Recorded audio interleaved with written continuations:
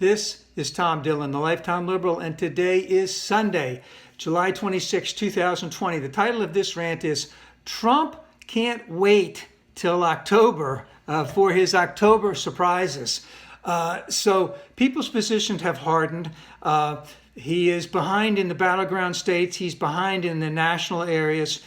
He has to do a tremendous turnaround to make things change between now and Election Day. And he has about three big things going against him. Number one, as I said, people's positions have hardened.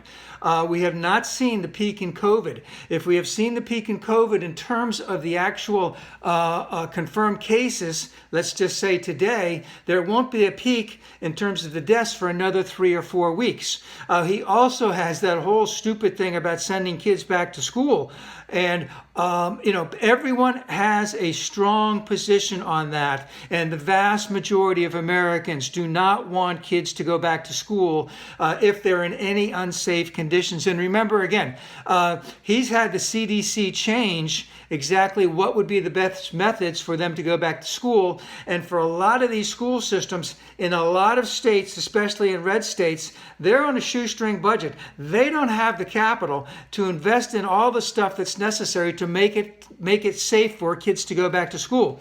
So, and he can't wait for October because mail-in balloting starts in about 4 or 5 weeks. And as I said, people's positions have hardened by the time even the debates come around. And let's just say, he won all the debates. People's positions may not change at all. And the mail-in balloting will have already started. And many of those people who have already voted are voting against him. So he has to turn the ship around completely. He has no policies right now that he can bring out to make people say, "Oh, he knows what he's doing. He's worth having another to be reelected." So expect an all-out assault on the American people because he has to make big public displays of something. Because that's the only way that he can get attention. Of course, at the same time, he'll do all kinds of executive orders and all kinds of other things to try and to keep his base and to try and make things worse for the average American. But people's positions have very much hardened against him. There isn't that much time. There is not going to be an October surprises. He has to have those October surprises now. And right now, he doesn't have much sway. Now, just real quickly, in terms of the stimulus, McConnell said it might be a couple weeks before they get everything done.